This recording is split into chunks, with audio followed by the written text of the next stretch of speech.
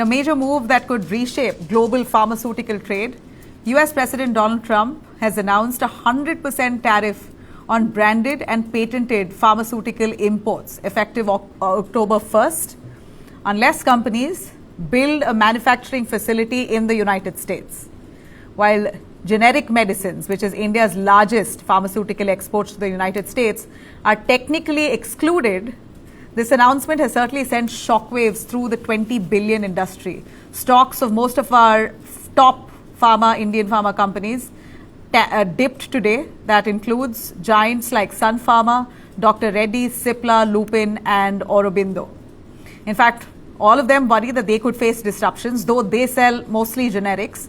But we also understand that many companies in India sell branded drugs to US under contract for multinational companies. They partner with them and send out branded drugs as well.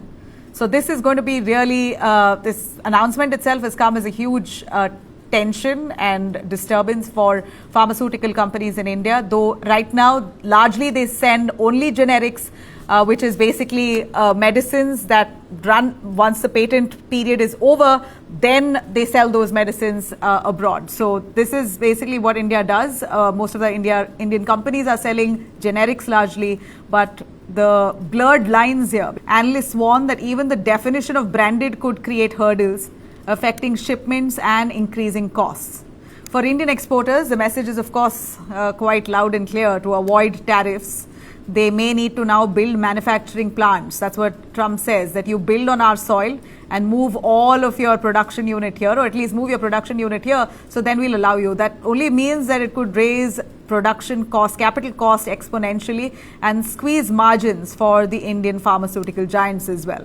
While the tariff aims to promote US domestic production, it could also disrupt supply chains, potentially also inevitably raising drug prices in the United States. It could create shortage for patients in the United States as well in the short term if this disturbance hits the supply chain.